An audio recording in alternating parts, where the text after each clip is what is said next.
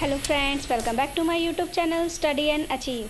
मैंने आपको व्यक्तित्व टॉपिक पे कॉन्सेप्ट क्लास ली थी, इसका 3 पार्ट लेकर आई थी। आज मैं 50 प्रश्नों की श्रृंखला लेकर आई हूँ। बहुत कड़ी मेहनत की है आप लोगों के लिए, तो प्लीज़ सपोर्ट करिएगा। तो चलिए हम लोग स्टार्ट कर रहे हैं। व्यक्तित्व शब्द का अंग्रेजी रूपांतरण पर्सनैलिटी है, जो किससे बना है? पर्सोना शब्द से बना है। Question number 2, G.W. आलपोर्ट द्वारा प्रतिपादित व्यक्ति की परिभाषा में व्यक्तित्व के भीतरी गुणों पर अधिक बल डाला जाता है। Question number 3, G.W. आलपोर्ट ने व्यक्तित्व की परिभाषा सबसे पहल उसका राइट आंसर क्या होगा? 1937 में दिया। Question number 4, G.W. आलपोर्ट ने व्यक्तित्व की परिभाषा देने के पहले अन्य मनोवैज्ञानिक द्वारा व्यक्तित्व की 49 परिभाषा दी चुकी थी। निम्नलिखित में से किनके सिद्धांत के लिए वह उक्ति सही बैठती है? चरित्र व्यक्तित्व मूल्यांकित होता है तथा व्यक्तित्व चरित्र अवमूल्यांकित होता है। Character is personality evaluated and personality is character devalued. तो उसका क्या राइट आंसर हो जाएगा? आलपोर्ट के व्यक्तित्व सिद्धांत के लिए। क्वेश्चन नंबर 6, राष्ट्रपति महात्मा गांधी के व्यक्तित्वशील गुणों में शांति एवं अहिंसा का शील गुण प्रधान था। उनके इस गुण को रखा गया था, किस में रखा गया था? कार्डिनल शील गुण में। क्वेश्चन नंबर 7, आलपोर्ट द्वारा प्रतिपादित उपागम को खुला तंत्र कहा गया, जिससे तात्पर्य होता है व्यक्ति वातावरण के प्रति मात्र अनुक्रिया ही नहीं करता, बल्कि वह वातावरण को इस ढंग से परिवर्तित भी करता है। क्वेश्चन नंबर 8, आलपोर्ट के अनुसार व्यक्तित्व की संरचना की मूल इकाई क्या है? क्या है? व्यक्तित्वशील गुण, individual trait. Question number 9, Allport के अनुसार व्यक्तित्व को सही ढंग से समझने के लिए निम्नलिखित में किसका महत्व सबसे कम है? इसका कम है? गौणशील गुण का, सेकेंडरी ट्रेट का। क्वेश्चन नंबर 10, भोजन करने की आदत एवं शैली को रखा जाता है। कहाँ रखा जाता है? इनमें से किसी में नहीं रखा जाता है। Question number 11, G.W. आलपोर्ट की परिभाषा में व्यक्तित्व को मनोशारीरिक तंत्रों द्वारा का सापेक्ष रूप से स्थायी संगठन माना गया है। Question number 12, G.W. आलपोर्ट ने व्यक्तित्व के अपने लोकप्रिय परिभाषा में 1961 में कुछ संशोधन किया था, जिसके परिणाम स्वरूप दी गई है। क्या दी गई है? परिभाषा के कुछ शब्दों का हेरफेर किया गया था। वे नए शब्द हैं characteristic, behaviour and thought.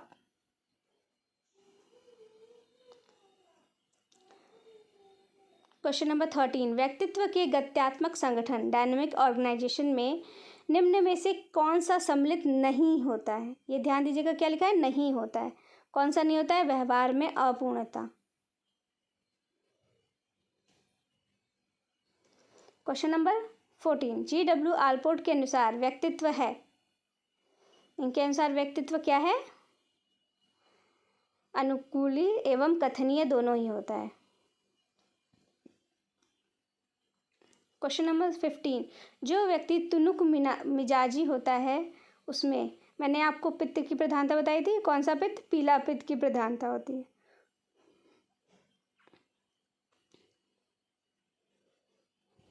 Question number 16, भूत होता है तथा भूत के साथ कोई संबंध नहीं होता। Past is past and there is no string with past. इस कथन का संबंध निम्नलिखित में से किसके व्यक्तित्व सिद्धांत में से सबसे अधिक है? किसके है? आलपोर्ट। क्वेश्चन नंबर 17, क्रेश्मर ने व्यक्तित्व के कई प्रकार बतलाए हैं। निम्नलिखित में से कौन सा प्रकार उनके द्वारा बतलाए गए प्रकारों में नहीं है?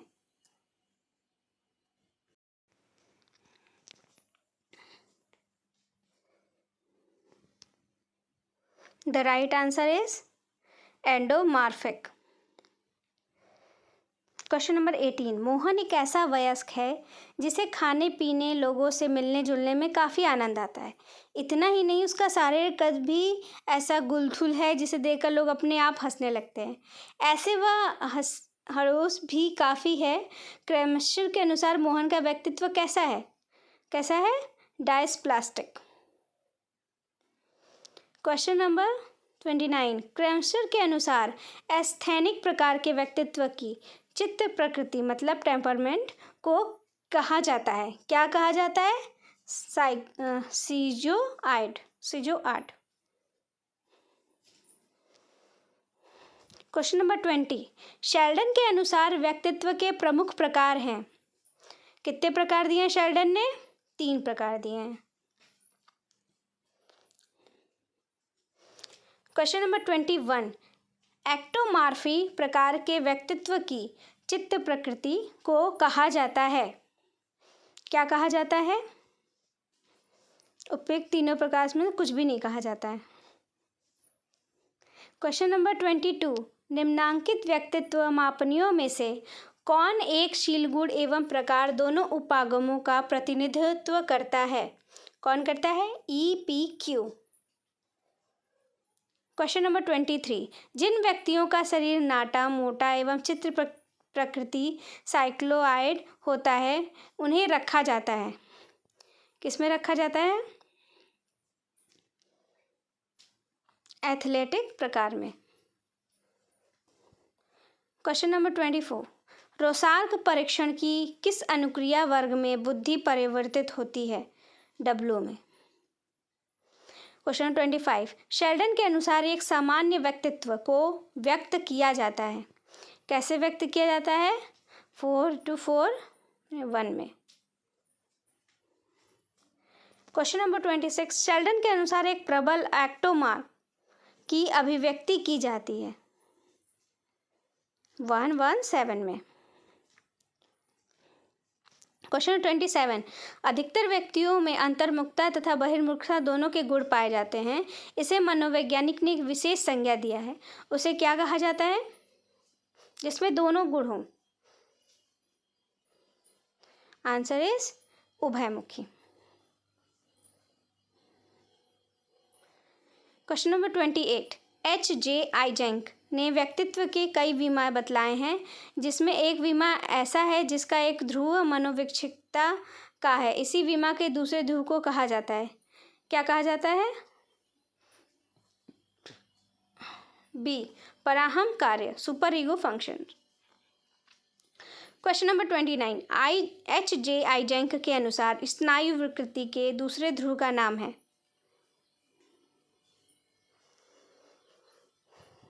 D. स्थिरता stability. Question number 30, I.J. Eysenck एक ब्रिटिश मनोवैज्ञानिक हैं। क्वेश्चन नंबर 31, व्यक्तित्व के शीलगुण सिद्धांत किसके कार्य की व्याख्या करता है? किसके कार्य की व्याख्या करता है? स्थायी बलों के।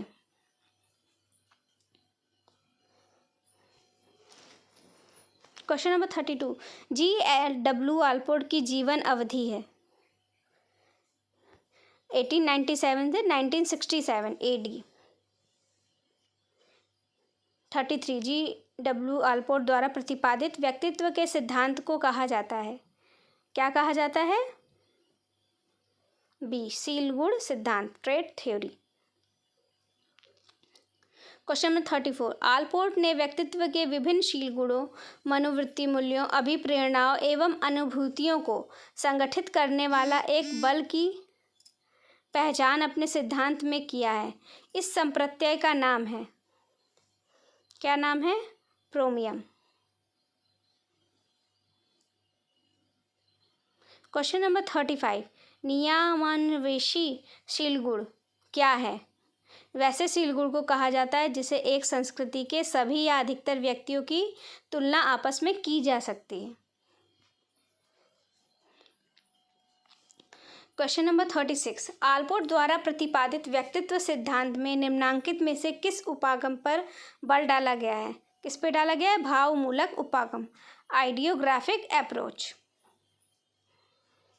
क्वेश्चन नंबर 37, आल्पोर्ट के अनुसार प्रोपियम के विकास हैं 7 अवस्थाएं। क्वेश्चन नंबर 38, आलपोर्ट के कार्यात्मक स्वायत्तता का सबसे अधिक विरोध किया गया है। सबसे अधिक विरोध किया गया किसने किया है? सिगमंड फ्रायड ने किया है। क्वेश्चन 39, संतनन कार्यात्मक स्वायत्तता क्या है? तो राइट आंसर इज बी, एक ऐसी प्रवृत्ति जिसका स्वरूप आवर्ती होता है और व्यक्ति पर साधारण प्रभाव छोड़ जाता है। 40, उपयुक्त कार्यात्मक स्वायत्तता क्या है?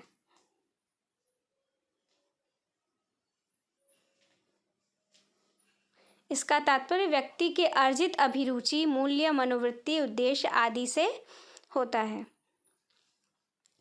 आप देख रहे होंगे फ्रेंड्स मैंने कितनी मेहनत की है आप लोगों के लिए, तो प्लीज़ आप इसको सब्सक्राइब तो एटलीस्ट कर दीजिए। क्वेश्चन नंबर 41, आलपोर्ट के अनुसार उपयुक्त कार्यात्मक स्वायत्तता का नियंत्रण कुछ नियमों द्वारा होता है। निम्नांकित में से किसे इस नियम में शामिल नहीं किया जा सकता है? किस में नहीं किया जा सकता है? डी, प्रबलता के नियम में शामिल नहीं किया जा सकता है।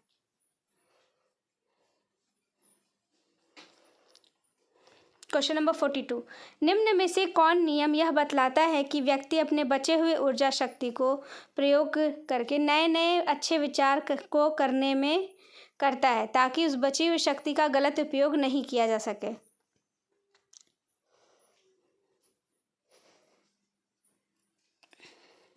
राइट आंसर क्या है? ऊर्जा स्तर को संगठित करने का नियम। क्वेश्चन नंबर 43, आलपोर्ट के अनुसार अपरिपक्व व्यक्तित्व बाल्यावस्था के व्यक्तित्व का क्या है? राइट आंसर इस कार्यात्मक विस्तार होता है। क्वेश्चन नंबर 44, आलपोर्ट ने स्वस्थ एवं परिपक्व व्यक्तित्व की कुछ विशेषताओं पर बल डाला है। निम्न में से कौन सी इस सूची में शामिल नहीं है? द राइट आंसर इज वास्तविक एवं अवास्तविक वस्तुओं में अंतर। क्वेश्चन नंबर 45, निम्न में से किसे आलपोर्ट के अनुसार कार्यात्मक स्वायत्तता की श्रेणी में रखा जा सकता है? किसे रखा जा सकता है?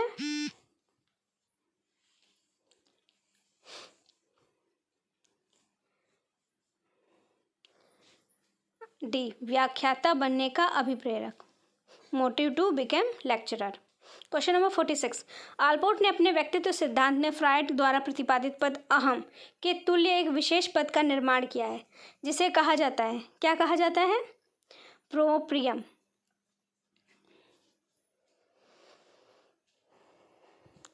क्वेश्चन नंबर 47, किसने कहा है कि जैसे जैसे व्यक्ति परिपक्व होता है भूत से संबंध टूटता जाता है? ये किसने कहा था? ये स्टेटमेंट किसने कही थी? आलपोर्ट ने कही थी। 48, आलपोर्ट ने व्यक्तित्व के मापन के लिए करीब 11 विधियों का प्रतिपादन किया। निम्न में से किसे सूची में नहीं रखा गया है? चरित्र विश्लेषण रखा गया है, कौन सा नहीं रखा गया? अंतर्वस्तु विश्लेषण। क्वेश्चन नंबर 49, व्यक्तित्व शोध के क्षेत्र में आलपोर्ट ने जिस उपागम को पसंद किया उसे कहा जाता है, उसे क्या कहा जाता है? भावमूलक उपागम। और आज का लास्ट क्वेश्चन, भावमूलक उपागम किसे कहा जाता है? तो उसका क्या राइट आंसर हो जाएगा? इसमें प्रत्येक व्यक्ति के बारे में अलग अलग से अध्ययन किया जाता है। Okay, thank you friends. आप ऐसे ही मेरे वीडियो को लाइक करते रहिए, सब्सक्राइब करते रहिए। मैं आपके लिए और ऐसी वीडियो लेकर आऊँगी, तो प्लीज़ वॉच माय वीडियो।